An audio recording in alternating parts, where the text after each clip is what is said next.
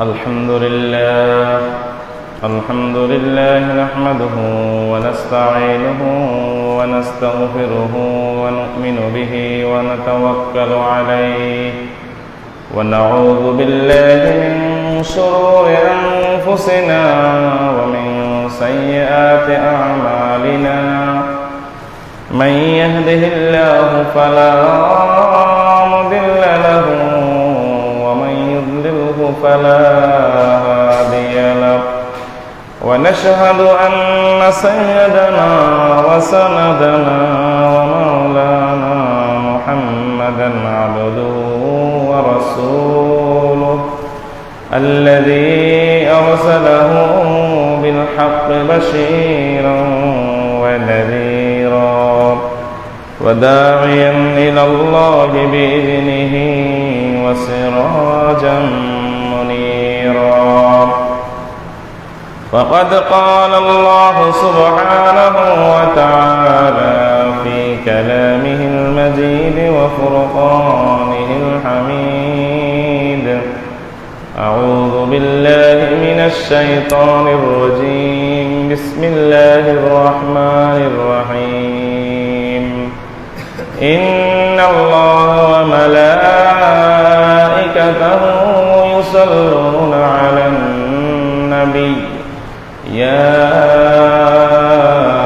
أيها الذين آمنوا صلوا عليه وسلموا تسليما اللهم صل على محمد وعلى آل محمد كما صليت على إبراهيم وعلى آل إبراهيم إنك حميد مجيد اللهم بارك على محمد وعلى آل محمد كما باركت على إبراهيم وعلى آل إبراهيم إنك حميد مجيد معزز محترم সম্মানিত মুসল্লিয়ান ইকরাম, মহান আল্লাহ রাব্বুল আলামিনের পবিত্র দরবারে অসংখ্য অগণিত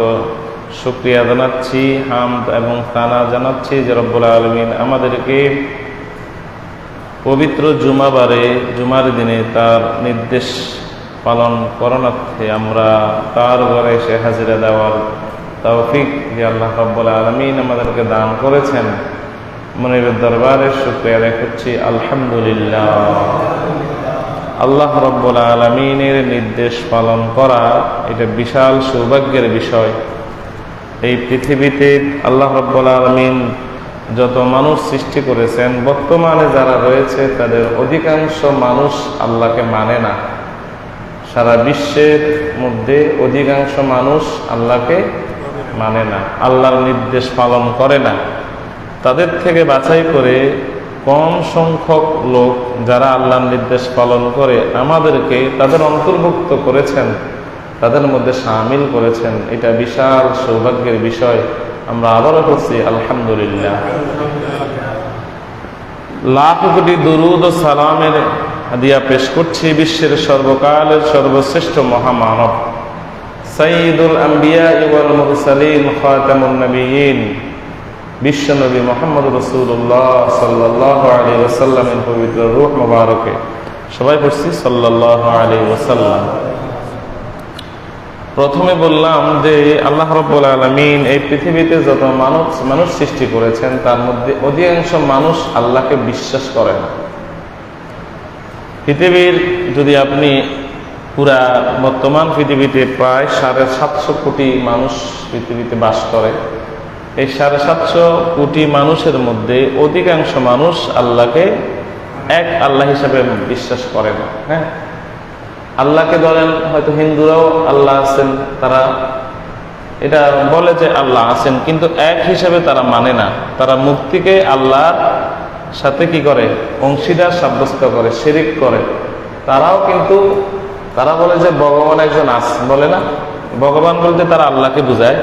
তো তারাও বলে যে আল্লাহ আছে, কিন্তু তারা আল্লাহর সাথে শরীক করে। আচ্ছা, খ্রিস্টানরাও আল্লাহ আছে কথা বিশ্বাস করে, তবে এই বিশ্বাসটা তাওহীদের বিশ্বাস না, একত্ববাদের বিশ্বাস না। বিশ্বাস করে খ্রিস্টানরা যে আল্লাহ আমাদের রব, আল্লাহ আমাদের প্রভু, আল্লাহর ছেলে, নাউজুবিল্লাহ পড়েন। ঈসাও আমাদের প্রভু, ঈসার মা মারিয়াম মেরেও আমাদের প্রভু, নাউজুবিল্লাহ। তারা বলে আমাদের প্রভু কয়জন? তিনজন। এরপরে ইহুদিরাও আল্লাহ আছে, তারা একথা বলে, কিন্তু এক আল্লাহ আছে এটা মানে না। তারা হযরত উযাইর আলাইহিস সালাতু ওয়াস সালামকে আল্লাহর ছেলে বলে, কোরআনে কারীমের মধ্যে আছে। وقالت اليهود عزير ابن الله وقالت النصارى عيسى ابن الله نعوذ بالله। আল্লাহ বলে তারা ঈসাকে আমার ছেলে বলে আর উযাইরকে আমার ছেলে বলে। খ্রিস্টানরা ঈসাকে বলে আমার ছেলে আর ইহুদিরা উযাইরকে বলে আমার ছেলে। তাহলে আল্লাহকে বিশ্বাস করে, কিন্তু বিশ্বাসের মধ্যে কি আছে? হ্যাঁ।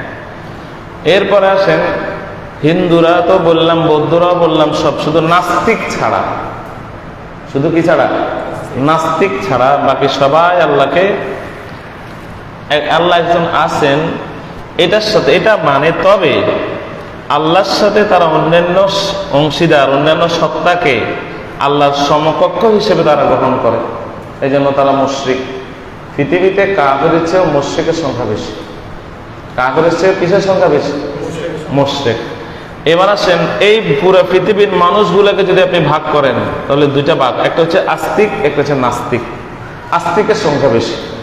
আস্তিক মানে আবার মুসলমান না, আমি ওইটা বুঝাচ্ছি না। আমি আগে বললাম যে এরা কিন্তু আল্লাহ আছে, একজন ক্রিয়েটর আছে, একজন খালেক আছে, একজন স্রষ্টা আছে, এটা অন্যান্য জাতি বিশ্বাস করে, কিন্তু তাদের বিশ্বাসের মধ্যে গরমিল আছে, শিরক আছে, এই জন্য তারা মুশরিক হয়ে গেছে। তাহলে আস্তিক আর নাস্তিক, আস্তিক বলা হয় যারা আল্লাহ আছে, আল্লাহর অস্তিত্বকে বিশ্বাস করে তারা আস্তিক, আর যারা আল্লাহর অস্তিত্বকে বিশ্বাস করে না তারা নাস্তিক। তাহলে পৃথিবী থেকে আস্তিকের সংখ্যা বেশি না নাস্তিকের সংখ্যা বেশি? আস্তিকের সংখ্যা বেশি। এবার আসেন নাস্তিক হাতে গোনা কয়েকজন। তো নাস্তিক এবং আস্তিক একে আমরা যখন আলাদা করলাম তাহলে একটা অল্প সংখ্যক হলেও 750 কোটির মধ্যে অনেক, পার্সেন্টেজ এক হলেও তো 750 কোটির মধ্যে অনেক না, 100 কোটির উপরে হবে। 1% কোটি করলো তো যদি আপনি, অথবা 50 কোটি হবে। আচ্ছা যাক, তাহলে একটা বৃহৎ সংখ্যা, পার্সেন্টেজ কম, কিন্তু বৃহৎ সংখ্যা তারা আল্লাহকে বিশ্বাস করে না, তারা নাস্তিক। আমাদের দেশে লাগে নাস্তিক নাই? আছে। আমাদের আশেপাশেও আছে, আমাদের আশেপাশেও আছে, আমরা জানি না, অনেক নাস্তিক আছে। আমাদের নোয়াখালীতেও আছে অনেক নাস্তিক কি আছে। এরপরে আসেন নাস্তিককে আস্তিক আমরা আলাদা করলাম। আলাদা করার পরে মনে করেন নাস্তিকদেরকে আলাদা করলাম, যারা আস্তিক আছে এবার তাদেরকে আমরা হিসাব করব। তাদের মধ্যে যারা একত্ববাদের উপরে বিশ্বাস করে কয়জনে, আর তৃতীয়বাদ, দ্বিত্ববাদ, তৃতীয়বাদের কায়েল হলো খ্রিস্টান, দ্বিত্ববাদের কায়েল হলো ইহুদি। তো ইহুদি, খ্রিস্টান আর অন্যান্য হিন্দুরা তো 33 কোটি দেবতাকে ভগবান বানেন, তো তারা তো আরো ডেঞ্জারাস। আবার কেউ কেউ সূর্যের পূজা করে, আল্লাহর সাথে সূর্যকে তাদের প্রভু হিসেবে তারা দাঁড় করায়। কেউ কেউ নক্ষত্র পূজা করে, কেউ কেউ আগুন পূজা করে, কি বলেন করে না? কেউ বিভিন্ন গাছ পূজা করে, হ্যাঁ, কেউ বিভিন্ন আল্লাহর মাখলুকের বিভিন্ন প্রাণী জগৎকে পূজা করে। তো সবগুলো এক পাশে আনলাম। আর যারা একত্ববাদের কায়েল, একত্ববাদ হলো লা ইলাহা ইল্লাল্লাহ, আল্লাহ ছাড়া কোনো মাবুদ নাই, একমাত্র রব, প্রভু একজন, একজন রব। এর একজন এবং একাধিক, এর মধ্যে এই শ্রেণীর বিন্যাসের মধ্যে আমরা আলাদা করলাম। আলাদা করে দেখলাম যে একত্ববাদ বিশ্বাসী যারা, তাদের সংখ্যা কম, আর যারা অংশীদার সাব্যস্ত করে আল্লাহকে বিশ্বাস করে তাদের সংখ্যা বেশি। শুধু বেশি না, 75% মানুষ আল্লাহর সাথে শিরক করে। এর দ্বারা আমি আপনাদেরকে হিসাব করে একটু বুঝিয়ে দিই, তাহলে বুঝতে সহজ হবে। আমরা মুসলমানদেরকে আলাদা করছি, যারা লা ইলাহা ইল্লাল্লাহ মুহাম্মাদুর রাসূলুল্লাহ এই কালেমায় বিশ্বাসী, আমরা আপাতত সে নামাজ পড়ুক না পড়ুক, সে ইসলামের, তার বাপ মুসলমান, সেও মুসলমান, এই হিসেবে আমরা ধরলাম। পরে আসবো, তার মধ্যে মুসলমানিত্ব বা ইমান কতটুকু আছে সেটা পরে। আমার বাপ মুসলমান, আমার মা মুসলমান, আমিও মুসলমান, এই হাইসিয়তে পৃথিবীর 25% মুসলমান। কত পার্সেন্ট? 25% মুসলমান। অল ওভার দ্য ওয়ার্ল্ড, পুরা বিশ্বের মধ্যে 25% মুসলমান, ঠিক আছে?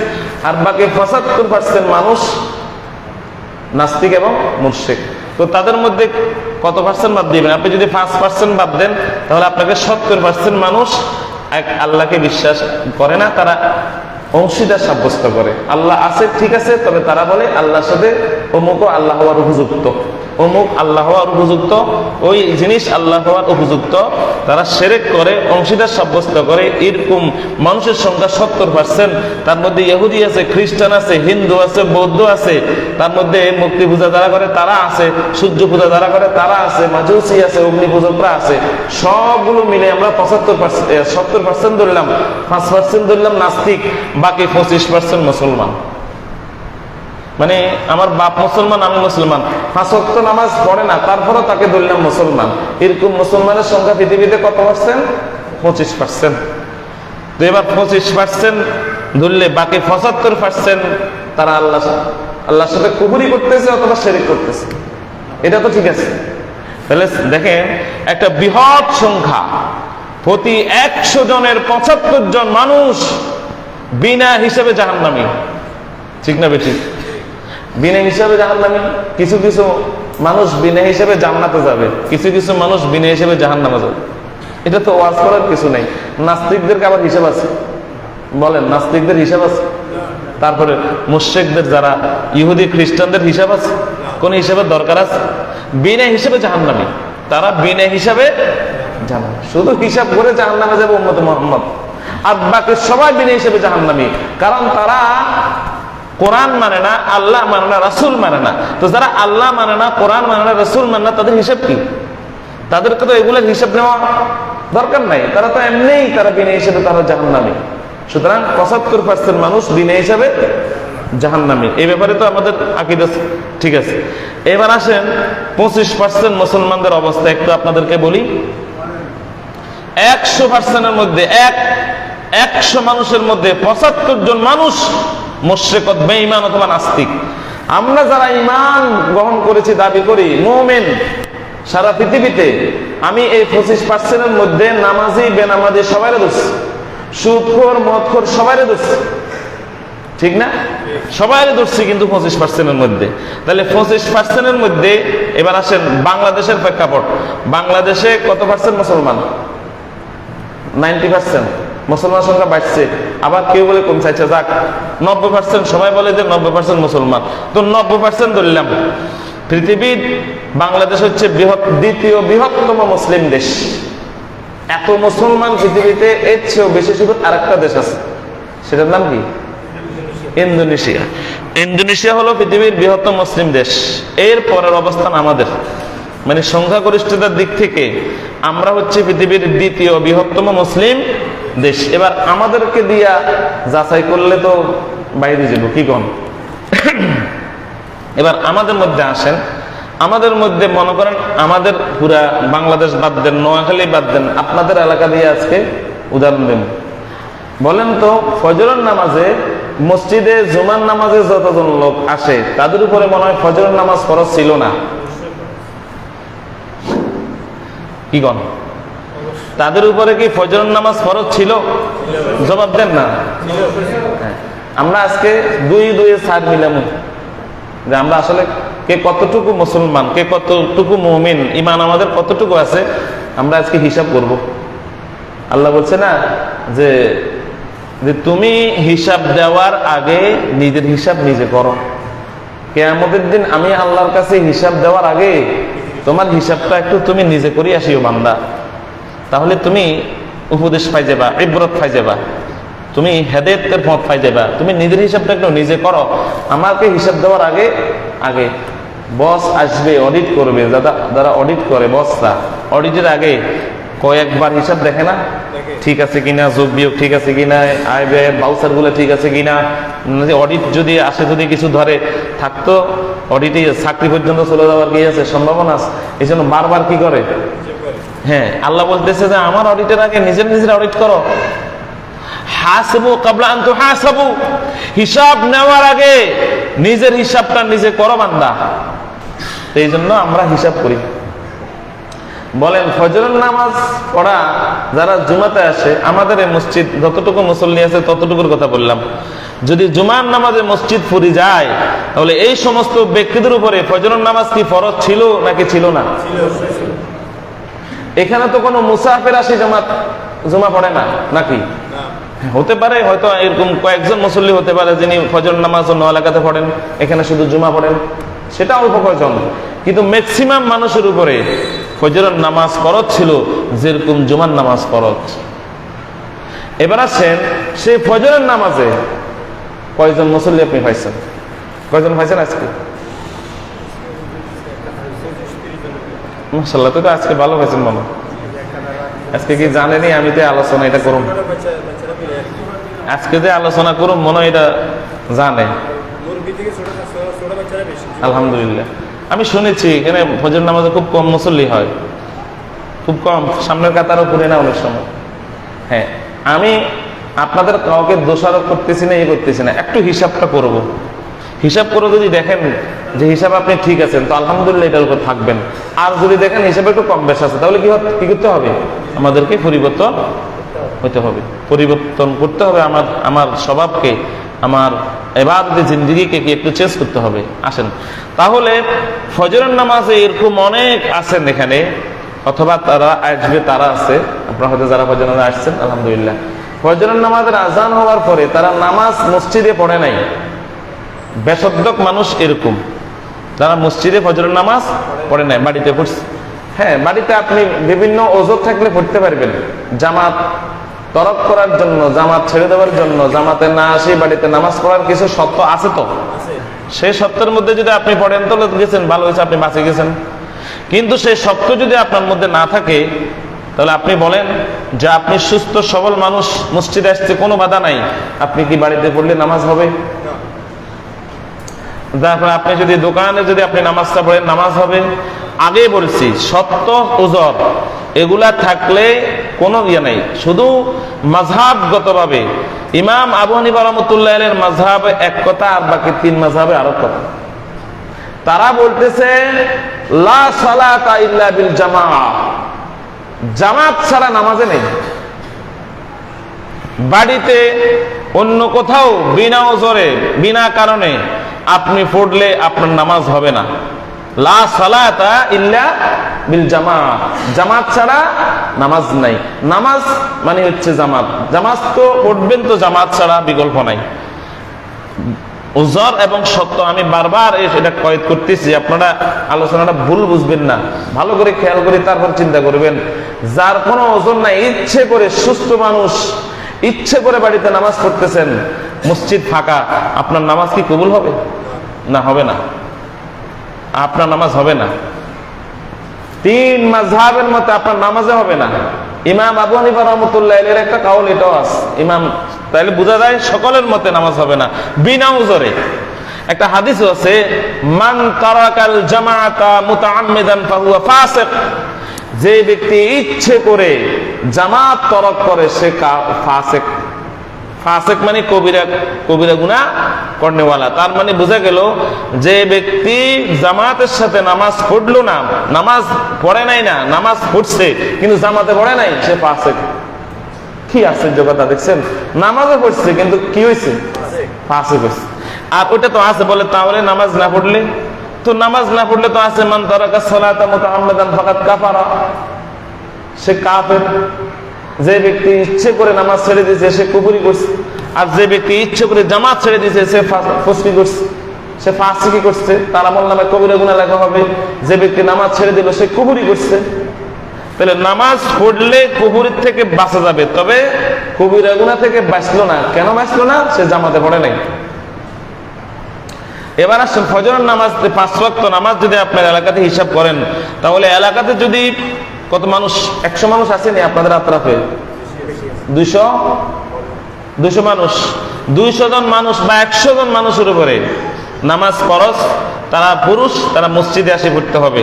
কিন্তু আমরা 100 জন মানুষের মধ্যে মাত্র 25 জন পাইছি, তাহলে বোঝা গেল এখানেও আমরা 4 ভাগের 1 ভাগ পাইনি। স্যার 25 100, 4 ভাগের 1 ভাগ পাইনি। তাহলে ওই 25% মুমিনকে যদি আপনি হিসাব করেন আমাদের দেশে, আমাদের এলাকার মধ্যে 25%-এর মধ্যে এবার আসেন শুধু মুমিন যারা, তাদের মধ্যে 100%-এর মধ্যে 75% মানুষ নামাজ পড়ে না। নামাজ পড়ে কত পার্সেন্ট মানুষ? 25। তো আমি তো মনে করছি আরো কম, 25% হলো মনে হয় যেন আমাদের মনে হয় যেন অনেক বেশি। তাহলে 100 জন মানুষের মধ্যে 25 জন, 100 জন মুমিনের মধ্যে যারা আমরা মুমিন দাবি করি, মুসলিম দাবি করি, আমরা 100 জনের মধ্যে 25 জন নামাজ পড়ি, সালাত আদায় করি, 75 জন মানুষ আমরা ইচ্ছে করে নামাজ ছেড়ে দিই। তাহলে এবার আপনি যদি হিসাব করেন সারা পৃথিবীতে পার্সেন্ট হিসাব করলে কত পার্সেন্ট মানুষ নামাজ পড়ে? পার্সেন্ট তো তালাশ করে ভাবেনও না। 25% 75% মানুষ তো আল্লাহকে স্বীকার করে না এক হিসেবে। আর যারা একত্ববাদের প্রতি বিশ্বাসী, যারা মুসলিম মুমিন দাবি করে, তাদের মধ্যে 100 জনের মধ্যে 75 জন মানুষ নামাজ পড়ে না, বাকি 25 জন মানুষ নামাজ পড়ে। তাহলে পুরো ওয়ার্ল্ড হিসাব করলে কত পার্সেন্ট মানুষ নামাজ পড়ে? তাহলে যে আল্লাহ নবীর একটা হাদিস আছে যে শেষ জামানাতে এরকম হবে যে 1000 মানুষ মারা যাবে, তার মধ্যে শুধু 1 জন মানুষ জান্নাতে যাবে, 999 মানুষ জাহান্নামে যাবে। সময় তো এখন, এটা যুগ তো এখন চলতেছে। আপনি আমি নামাজ পড়ি না কিন্তু আমরা নিজেকে মুমিন দাবি করি, এর চেয়ে বড় বোকামি আর দ্বিতীয়টি হতে পারে না। আমি আল্লাহর নবীর সাহাবায়ে কেরামদের যুগে যারা নামাজ পড়তো তাদেরকে শুধুমাত্র মুমিন মনে করত, যারা নামাজ পড়তো না তাদেরকে কাফের মনে করত সাহাবীরা।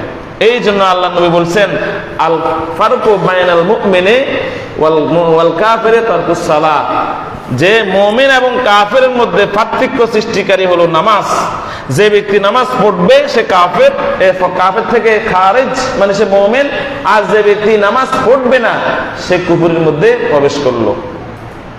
যে মুমিন সে নামাজ পড়ে সে মুমিন, কুফরির মধ্যে সে প্রবেশ করলো না। আর যে নামাজ পড়লো না কিন্তু মুমিন দাবি করে সে কুফরির মধ্যে প্রবেশ করলো। এটা সাহাবায়ে কেরামদের আকীদা।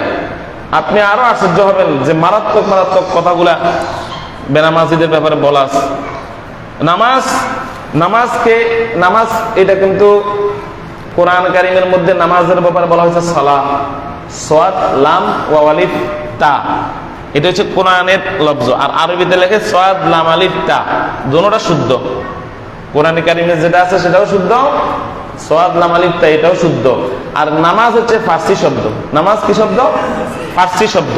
বাংলাদেশ, ভারত, পাকিস্তান,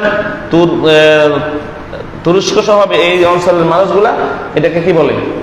নামাজ বলে। এমনি এটার আরবি এবং কোরআনের ভাষা হলো সালাত। আল্লাহ রাব্বুল আলামিন ঈমান গ্রহণ করার পর ইসলাম 5টা স্তম্ভের উপর প্রতিষ্ঠিত।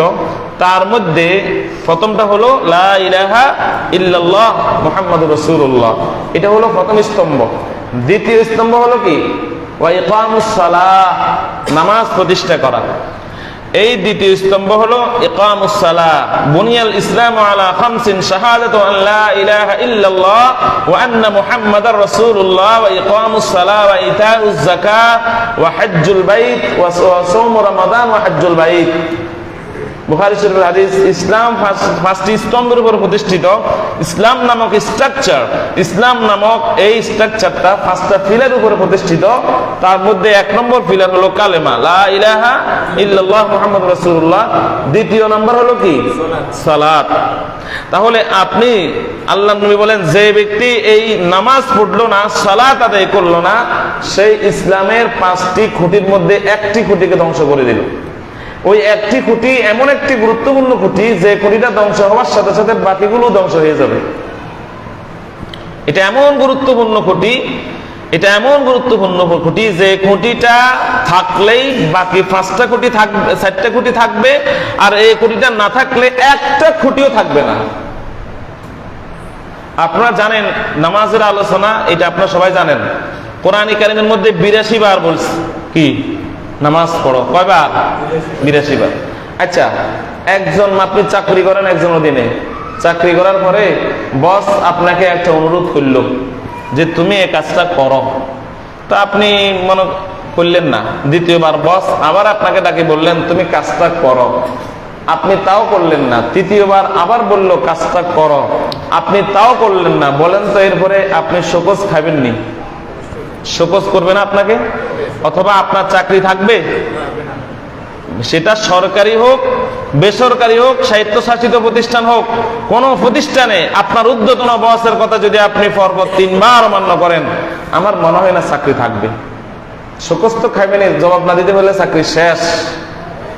সেই ক্ষেত্রে মহান আল্লাহ রাব্বুল আলামিন আপনাকে বলতেছে বান্দা নামাজ পড়ো, বান্দা নামাজ পড়ো, বান্দা নামাজ পড়ো, নামাজ পড়ো, নামাজ পড়ো, নামাজ পড়ো, নামাজ পড়ো। কয়বার?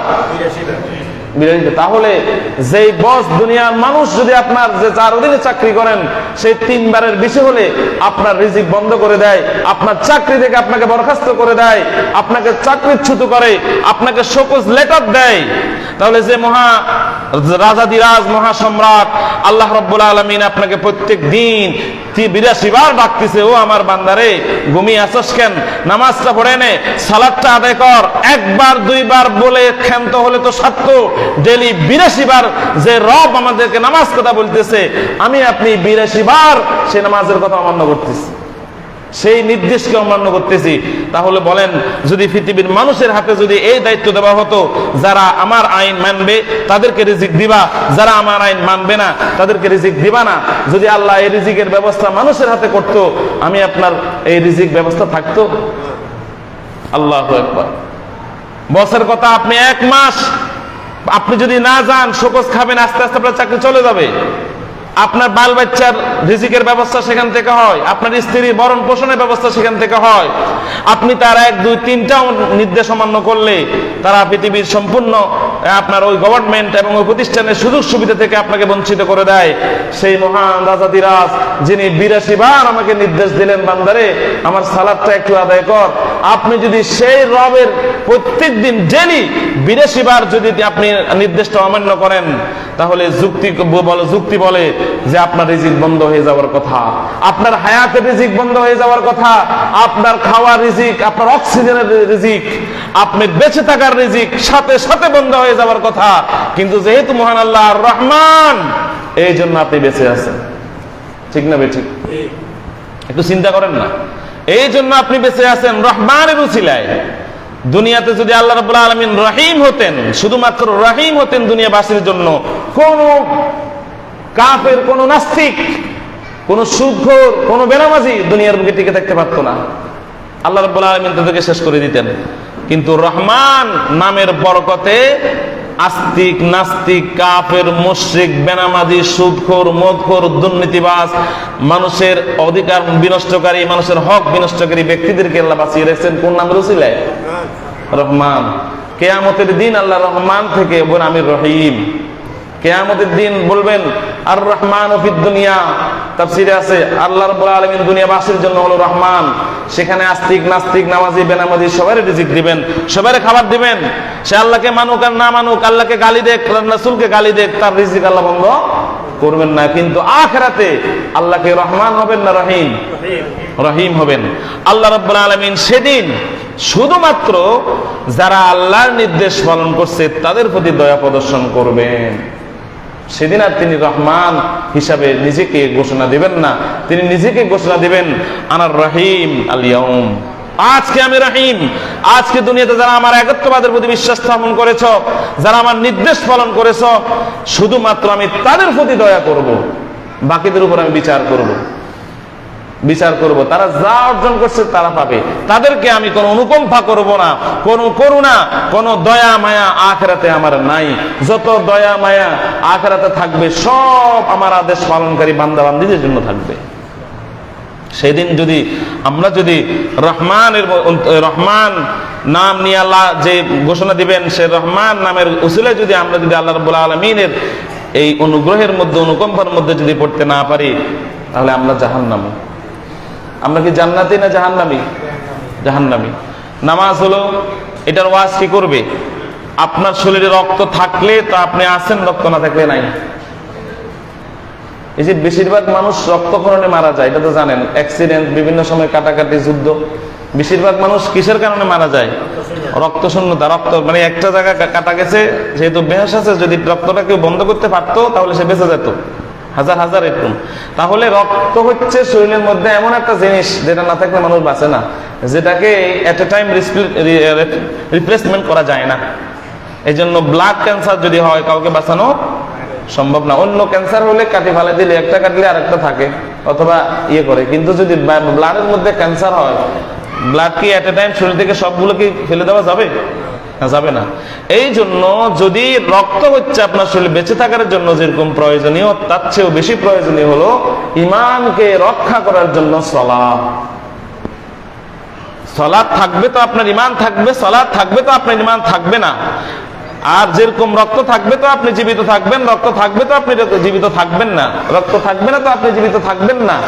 এই সূত্র একই সূত্রে গাঁথা। এবার আপনি চিন্তা করেন যে আপনি শুধু নামের মোহাম্মদ আব্দুল্লাহ, মোহাম্মদ আব্দুর রহমান, কিন্তু আমি ফজরের নামাজ পড়ি না, জোহরের নামাজ পড়ি না, আসরের নামাজ পড়ি না, মাগরিবের নামাজ পড়ি না, এশার নামাজও পড়ি না, অনেকে আছে জুমাও পড়ি না, এরকম আছে না? অনেকে আছে জুমা পড়ে না, অথবা শুধু জুমার নামাজে আসে, অথবা শুধু ঈদের নামাজে, কোরবানে আসে, অথবা ঈদুল আজহাতে আসে। তাহলে বলেন এগুলো আসে কি আপনার ঈমানটা কি রক্ষা পাবে? না, ঈমান রক্ষা পাওয়া যাবে না। ঈমানকে রক্ষা করতে হলে অবশ্যই 5 ওয়াক্ত নামাজ আপনাকে পড়তে হবে।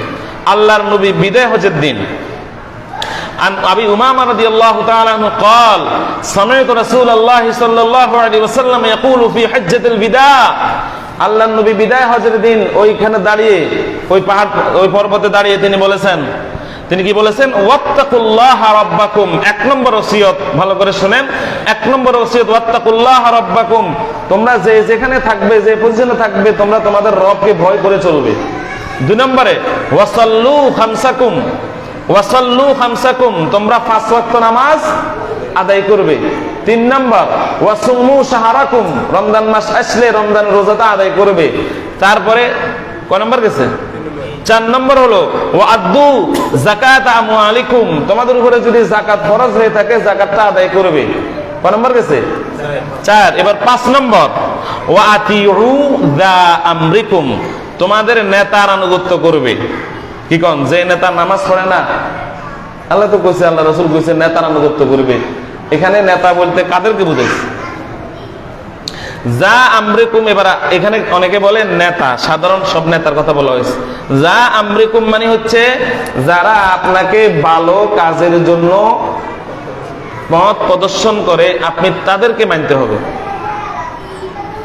যারা যা আমরিকুম উলিল আমরে, যারা মানুষদেরকে ভালো কাজের জন্য আহ্বান করে, তাহলে যে নেতা আপনাকে বলে নামাজ পড়ো, যে নেতা আপনাকে বলে সন্ত্রাসী কার্যক্রম করো না, যে নেতা আপনাকে বলে অন্যের উপর জুলুম করো না, নামাজ পড়ো, চরিত্রবান হও, সেই নেতার অনুসরণ করা কি নফল না ফরজ?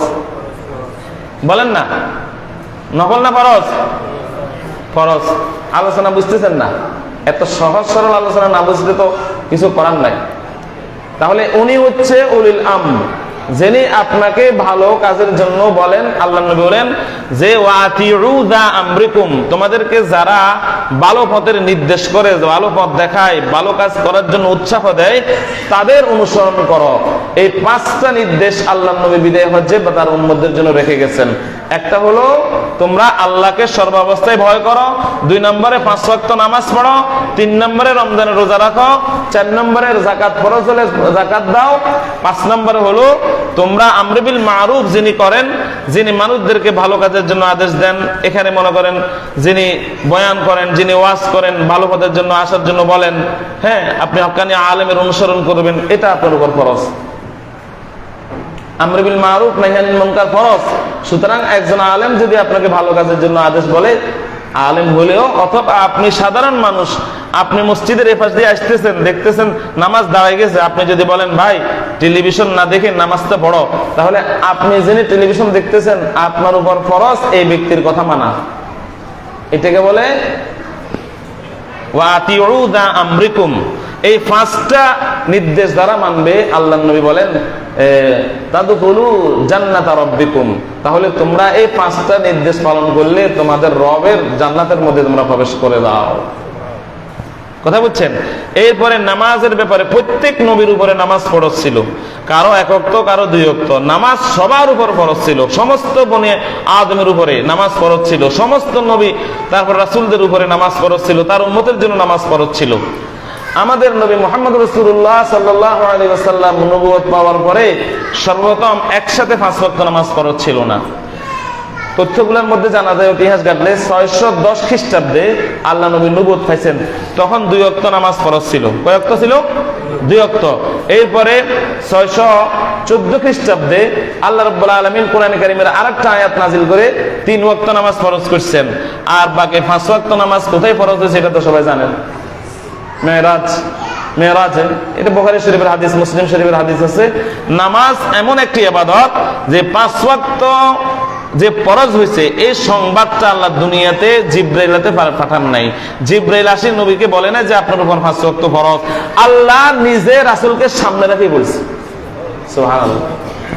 নামাজ ছাড়া বাকি পাঁচটার মধ্যে 4টা স্তম্ভ পালন করা ফরজ, বাকি তারপরে হজ, যাকাত, তারপরে জিহাদ, আমর বিল মারুফ নাহি আনিল মুনকার, আরো যত মানুষের খেদমত করা, পিতামাতার খেদমত করা, মানুষের হক তাকে ফিরিয়ে দেওয়া, মানুষকে সহযোগিতা করা, সবগুলো ভালো কাজের নির্দেশ আল্লাহ ফেরেশতার মাধ্যমে দিয়েছেন। জিবরিল আসি বলতেছে এটা ভালো, এটা আপনি করিয়েন না, আপনার উম্মতদেরকে করতে বলিয়েন। কিন্তু 5 ওয়াক্ত নামাজ এটা কি জিবরিল আসি দিছে নাকি আল্লাহ তার রাসূলকে তার নিজের বাড়িতে ডেকে এনে দিছে? বলেন, আল্লাহ কোথায় আছেন? আর রহমান আলাল আরশি ইস্তাওয়া। আল্লাহ কোথায় আছেন? আরশ। সেখানে থেকে আল্লাহর নবীকে আল্লাহ ডাক দিয়েছেন যে আপনি এখানে আসেন।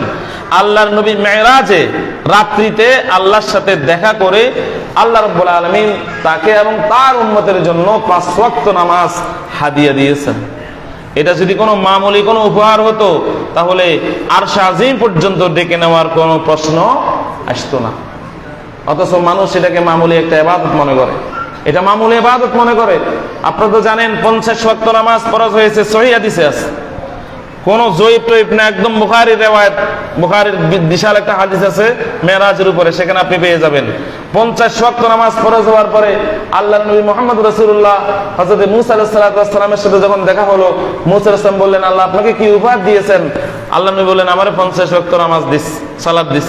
মূসা আলাইহিস সালাম বলছে না, আপনার উম্মত পারবে না, আপনার উম্মত পারবে না। আল্লাহ নবী যেহেতু অভিজ্ঞতা নাই, আল্লাহ নবী তো বুঝেন দেন 5 ওয়াক্ত নামাজ দিলে উম্মত পারবে কি পারবে না, যেহেতু আল্লাহ এত বড় উপহার দিয়েছেন এই জন্য খুশি হয়ে চলে এসেছেন। কিন্তু তিনি তো গায়েব জানেন না যে ভবিষ্যতে 50 ওয়াক্ত নামাজ পারবে কি পারবে না। কিন্তু অভিজ্ঞতা সম্পন্ন যার অভিজ্ঞতা আছে, তিনি মূসা আলাইহিস সালাম, তিনি এর আগে তার উম্মতদেরকে 2 ওয়াক্ত নামাজ ঠিকমতো পড়াইতে পারেন নাই। তিনি বলেন যে আমার উম্মতদেরকে আমি 2 ওয়াক্ত নামাজ ঠিকমতো পড়াইতে পারি নাই। আপনি পারবেন না, আপনার উম্মতরা সম্ভব হবে না। বলেন তো 50 ওয়াক্ত নামাজ যদি ফরজ হইতো, আপনি চাকরি করতেন কোথায়, দোকান করতেন কখন, ঘুমতেন কখন, আবার নামাজ পড়তেন কখন? 24 ঘন্টার মধ্যে যদি 50 ওয়াক্ত হইতো তাহলে প্রতি ঘন্টায় 2 ওয়াক্তের বেশি, প্রতি ঘন্টায় কি আধা ঘন্টা পর পর নামাজ পাইতেন নি। এখন পুরা 24 ঘন্টার মধ্যে প্রায় 5 ঘন্টা পর পর নামাজ যেতে পারেন না। তখন যদি আধা ঘন্টা পর পর নামাজ যেতে পারতেন, ঘুম যেতে পারতো মানুষ, চাকরি বাকরি। হযরত মূসা আলাইহিস সালামের পরে এইভাবে 10 কমাইছে, আল্লাহ নবী আবার গেছেন, আবার 10 কমাইছে, 10 কমাইতে মধ্যে পরে লাস্টে আছে 5 ওয়াক্ত। এইটা আসবার পরেও মূসা আলাইহিস সালাম বলতেছে এটাও পারবে না। তাহলে মূসা আলাইহিস সালামের অভিজ্ঞতা সম্পন্ন কথার বাস্তবতা আছে না নাই? উম্মতে মুহাম্মাদি ফাইতেছে 5 ওয়াক্ত, ফাইতেছে। একটু আগে আপনাকে উদাহরণ দিলাম, 100%-এর মধ্যে 75% মানুষ আল্লাহকে মানে না, আল্লাহকে এক প্রভু হিসেবে মানে না। 25% মানুষ যারা মানে তাদের মধ্যে 100%-এর মধ্যে 75% মানুষ নামাজ পড়ে না, বাকি 25% মানুষ নামাজ পড়ে। তাহলে পুরা পৃথিবীতে যদি আপনি হিসাব করেন কত পার্সেন্ট মানুষ নামাজ পড়ে? একদম মাইনরিটি পার্সেন্ট, খুব অল্প সংখ্যক মানুষ নামাজ আদায় করে, আর বৃহৎ সংখ্যক মানুষ নামাজ পড়ে না। তাহলে আপনি কি করে মনেন যে আল্লাহর মদদ আসবে? কি করে আপনি চিন্তা করেন যে আল্লাহর সাহায্য আসবে? একজন ইহুদিকে প্রশ্ন করা হলো যে মুসলমানরা কখন বাইতুল মাকদাস বিজয় করবে, এই ফিলিস্তিন কখন স্বাধীন হবে, কখন মুসলমানরা সারা বিশ্বে রাজত্ব আবার কায়েম করবে? ওই ইহুদি পদ্রী বলল যেদিন জুমার নামাজ আর ফজরের নামাজের মুসল্লি সমান হবে মুসলমানদের, সেই দিন ইহুদিরা ধ্বংস হয়ে যাবে। বলেন ইহুদিরা কি এখন ধ্বংস হবে? এখন কি আমাদের জুমার নামাজ আর ফজরের নামাজ ওয়াক্তের মুসল্লির সংখ্যা সমান? তাহলে বুঝতে হবে গিলটি আমাদের, দোষ কার? আমাদের।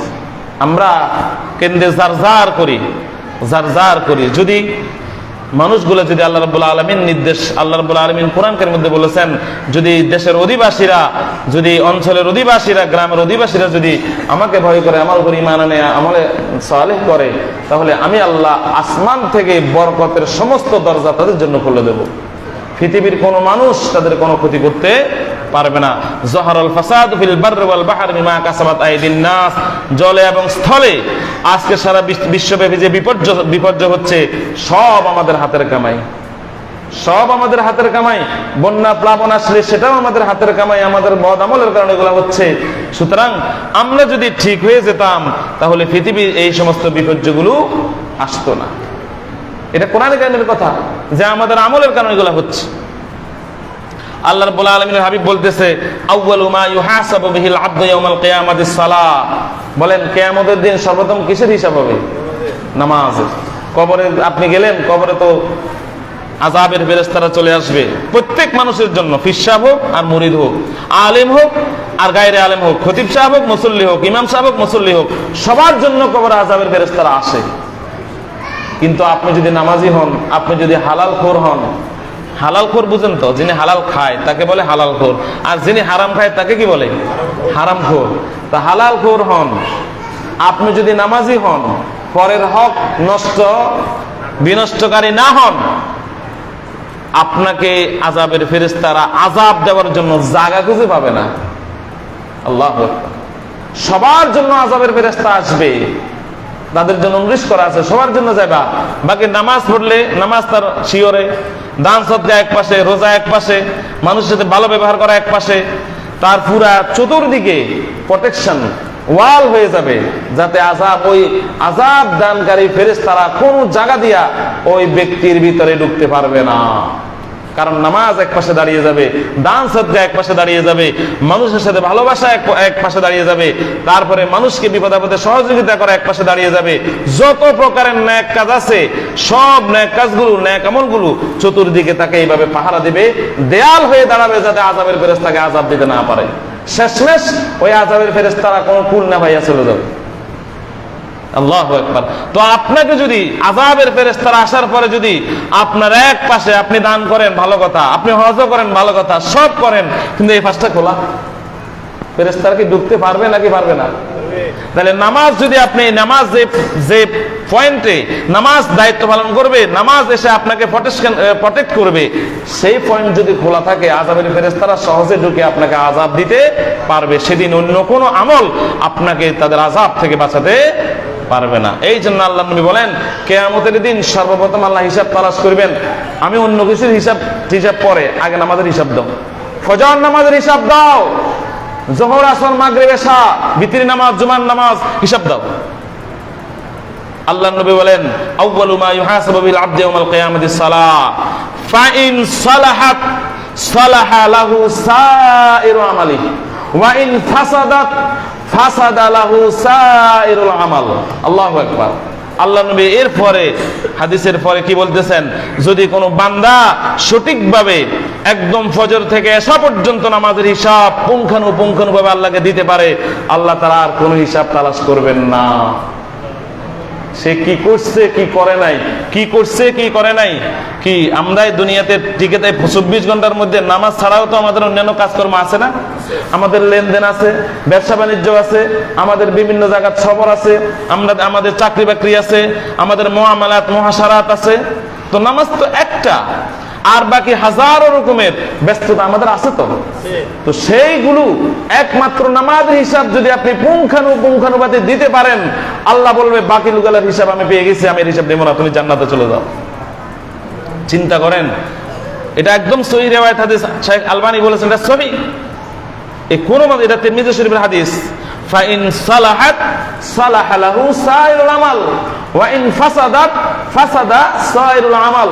যদি নামাজের কোন বান্দা যদি নামাজের হিসাবে গরমিল হয়ে যায়, সে যত বড় দানশীল হোক, সে যত বড় যত কিছু হোক, সে আর বাঁচতে পারবে না, যেহেতু নামাজের হিসাবটা সে দিতে পারে না। এটা হাদিস। তাহলে চিন্তা করেন নামাজ কিরকম ব্যাপার। এবার আসেন আরেকটি কথা বলবো। হযরত মূসা আলাইহিস সালাম, মূসা আলাইহিস সালামের দরবারে, এটা আমি সৌদি আরবের একজন শাইখের ওয়াল থেকে, এটা তার পেজ থেকে এটা নিচে, ফুল আরবি ভাষণে। হযরত মূসা আলাইহিস সালাম একটা ঘটনা, সহি ঘটনা। তার দরবারে একজন মহিলা আসছে। কে আসছে? একজন, একটু ভালো করে বুঝেন, মহিলা আসছে। বেনামাজি কত বড় খারাপ এই উদাহরণ দ্বারা বুঝবেন, কত বড় অপরাধী এই উদাহরণ দ্বারা বুঝবেন। আল্লাহর নবী মূসা আলাইহিস সালামের কাছে আসছে কে? এটা মহিলা। এই মহিলাটা কি অপরাধ করছে? সে এক নম্বরে জেনা করছে। আমার সাথে সাথে বলতে হবে, সে এক নম্বরে কি করছে? জেনা করছে। জেনা করা মারাত্মক কবিরা গুনাহ। একবার জেনা করলে ৭,০০০ বছর কমপক্ষে জাহান্নামের আগুনে জ্বলতে হবে। কয় হাজার বছর? ৭,০০০ বছর। ৭ বছর না, ৭,০০০ বছর। তওবা করলে আল্লাহ মাফ করবে, সেটা আলাদা কথা। এই মহিলা জেনা করার পরে বাচ্চা বড় হয়েছে। তখন তো আর এরকম এত আধুনিক সিস্টেম আসিল না, ডাক্তার কাছে যাইতেই অ্যাবর্শন টেশন করি। তখন তো মানুষ হলে কিছু জানতো না এরকম কিভাবে করতে হবে। তো বাচ্চাটা হওয়ার দুনিয়াতে চলে এসছে। দুনিয়া আসার সাথে সাথে লোকের ভয়ে, তার চরিত্রের কালিমার ভয়ে, সেই এই জীবিত বাচ্চাদের গলা টেপে মারি ফেলছে। কি ভয়ঙ্কর অবস্থা! মা তার সন্তানটা জন্ম দিয়া মারি ফেলছে। এরকম কোন কাহিনী পৃথিবীতে আছে? মা সন্তানকে মারি ফেলে? আছে, আছে। কিছু কিছু প্রাণী আছে। সারস পাখির নাম শুনছেন? সারস পাখি, সারস পাখি, এটা তার সন্তান ৪-৫টা হলে সে যদি খাবার দিতে না পারে, ওই পাখিগুলাকে ঠোকরা ঠোকরা মেরে ফেলে, দুর্বল যেগুলাকে। আর খাবার দিতে পারলে আর মারে না। একমাত্র আমি যতটুকু আমার জ্ঞান আছে, স্বল্প জ্ঞান আছে, আমি এটা দেখছি যে সারস পাখি ছাড়া আর কোনো পাখি অথবা কোনো প্রাণী ইচ্ছে করে তার সন্তানকে মারে আমি আর দেখিনি। বরঞ্চ মাকে সন্তানরা শেষ করে ফেলে। আপনাদের সবার বাড়িতে এই প্রাণীটা আছে। মাকড়সা আছে তো? মাকড়সা চেনেননি? মাকড়সা, মাকড়সা একসময় মায়ের বুকের মধ্যে থাকে। বুকের মধ্যে থাকতে থাকতে মায়ের বুকরা কি ঝাঁঝা করে ফেলে না? খেয়ে ফেলে না? দেখবেন এক জায়গা একটা মাকড়সা আছে, 1 মাস পরে ওটা ওই জায়গা ওই অবস্থায় আছে। আপনি হাত দিয়ে দেখেন এটা জোগা হয়ে গেছে। কারণ কি? তার বাচ্চারা তার মায়ের ভিতরে যে কলজা মলজা যা আছে সবগুলো বাচ্চারা খায়, বড় হয়ে বাচ্চারা চলে গেছে, মাকে শেষ করে। কিন্তু মা বাচ্চাকে শেষ করছে একমাত্র সারস পাখি ছাড়া আমি আর কোথাও দেখিনি। আচ্ছা যাক, তা এখন এই নিদারুণ, এই বিভৎস পরিবেশ যে আশরাফুল মাখলুকাত, মা তার সন্তানরা গলা টিপে মেরে ফেলছে। বলেন তো অপরাধ কি কম হয়েছে না বেশি? কি পরিমাণ বেশি? জেনা তো করছে, বাচ্চার কি দোষ? কি বলেন? যে সন্তানের মা বাপের পরিচয় নেই, তাকে বাইরে করে আপনি মারি ফেলবেন? তাকে মেরে ফেলবেন আপনি? না, সে তো বনি আদম, তার তো কোনো দোষ নাই। সে সব অধিকার পাবে। একজন সাধারণ মানুষ যে অধিকার পাবে, সে সব মানবিক সব অধিকার পাবে। তার তো কোনো দোষ নাই, সে সিস্টেমে দুনিয়াতে আসছে। আপনি সিস্টেম লঙ্ঘন করছেন, অপরাধ আপনার হয়েছে, তার হয় নাই। এখন তাকে মেরে ফেলছে। হযরত মূসা আলাইহিস সালাম রাগে গোসা হইয়া বলতেছে, এই বেয়াদব মহিলা, তুই এত বড় অপরাধী যে আল্লাহর জমিনে তোর মতো বড় অপরাধী আর নাই। তুই জেনা করছ এবং জেনা করার পরে হত্যা করছ। তুই জেনাকারিনী এবং হত্যাকারিনী, সুতরাং তোর কোনো মাপ নাই। তুই আমার দরবার থেকে বেরিয়ে যা। আল্লাহর পক্ষ থেকে কোনো নির্দেশ আসার আগ পর্যন্ত তুই আমার দরবার থেকে বাইরে। দূর দূর করে তাড়া দিচ্ছেন, হাদিসের মধ্যে। তখন এই মহিলা কাঁদতে কাঁদতে বাইরে গেছে, আরে আমার বুঝি বাঁচার উপায় নেই। তখন সাথে সাথে আল্লাহ রাব্বুল আলামিন হযরত মূসা আলাইহিস সালামের কাছে জিবরাইলকে পাঠিয়ে দিলেন। জিবরাইলকে বললেন, আল্লাহ বললেন, আপনি মূসাকে জিজ্ঞাসা করবেন আলাইহিস সালাতু ওয়াস সালাম, সেই কেন আমার তওবাকারী এই বান্দিকে সে তার দরবার থেকে বহিষ্কার করছে, আপনি তাকে জিজ্ঞাসা করেন।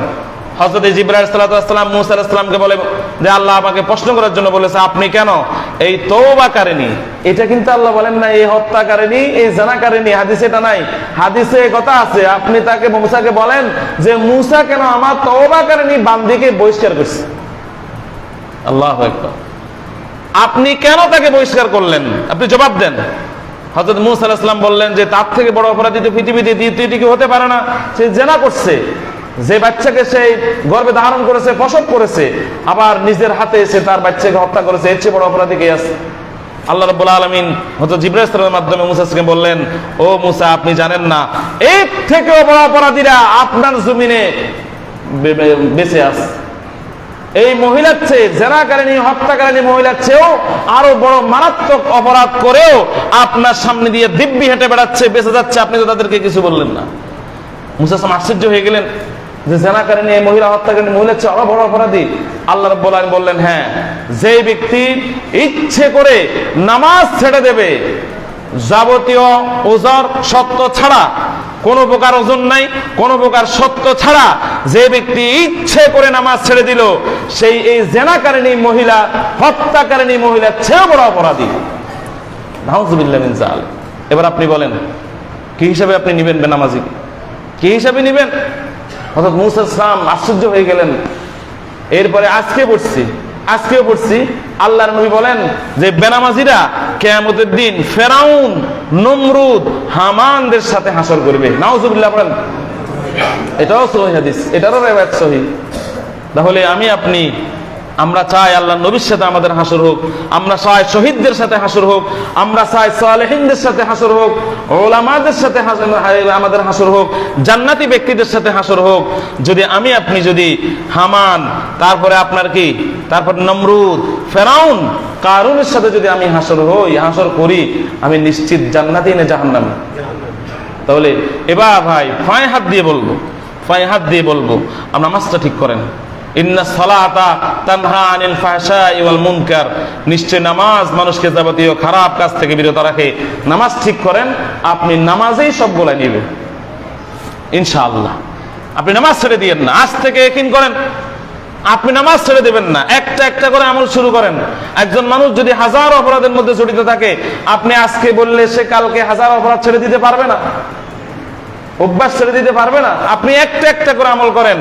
আজকে আপনি আজ থেকেই পরিকল্পনা করেন যে আমি যেখানে থাকি, যে অবস্থায় থাকি, আমি আর নামাজ ছেড়ে দেব না। ইনশাআল্লাহ আপনার হাসর নবীদের সাথে হবে। আল্লাহ রাব্বুল আলামিন আপনার ফিসিলে জিন্দেগীর নামাজগুলো আল্লাহ অবশ্যই মাফ করে দেবেন, যদি আপনি তওবা সেরকম দৃঢ় চিত্তে তওবা করতে পারেন। না, আমি যে হই, যে দল করি, যে সমাজে থাকি, যেই পজিশনে থাকি, চাকরিতে থাকি, ব্যবসা বাণিজ্যে থাকি, আমি আর কখনো আযান দিলে সাথে সাথে সমস্ত কাজগুলোকে আমি ঠেলে দিয়ে উপেক্ষা করে আমি আল্লাহর জন্য দাঁড়িয়ে যাব। কি বলেন? এরকম পরিকল্পনা, এরকম সংকল্প নিয়োগ করতে পারবেন ইনশাআল্লাহ? করবেন ইনশাআল্লাহ। ইমান, নামাজ আছে তো ইমান আছে, নামাজ নাই তো ইমান নাই। নামাজ আছে তো ইসলামের মধ্যে আছেন, নামাজ নাই তো আপনি ইসলামের মধ্যে নাই। হযরত আব্দুল্লাহ ইবনে মাসউদ, হযরত আলী রাদিয়াল্লাহু তাআলা আনহু, হযরত আব্দুল্লাহ ইবনে আব্বাস বলেন, মান লাম ইউসাল্লি ফালা হাজ্জা ফিল ইসলাম, মান লাম ইউসাল্লি ফাহুয়া খারিজ মিনাল ইসলাম, মান লাম ইউসাল্লি ফাহুয়া কাফির। যে ব্যক্তি নামাজ পড়লো না সে কাফের। যে ব্যক্তি নামাজ পড়লো না, মুসলমান পরিচয় দেওয়ার অধিকার তার নাই। যে ব্যক্তি নামাজ পড়লো না সেই বেদিন। সাহাবীরা বলছে। তাহলে আল্লাহ রাব্বুল আলামিন আমাদেরকে এই ব্যাপারে একটু যত্নশীল হওয়ার তৌফিক দান করুন। সবাই বলি আমিন। পড়বেন তো ইনশাআল্লাহ? সবাই পড়বেন তো ইনশাআল্লাহ? আল্লাহ আমাদের সকলকে, আল্লাহ কিয়ামত পর্যন্ত যতদিন আমি বেঁচে থাকবো, আমি যেন নামাজি হইয়া বেঁচে থাকি। সবাই বলেন আমিন। আসসালামু আলাইকুম ওয়া রাহমাতুল্লাহ। যারা সুন্নাত পড়েন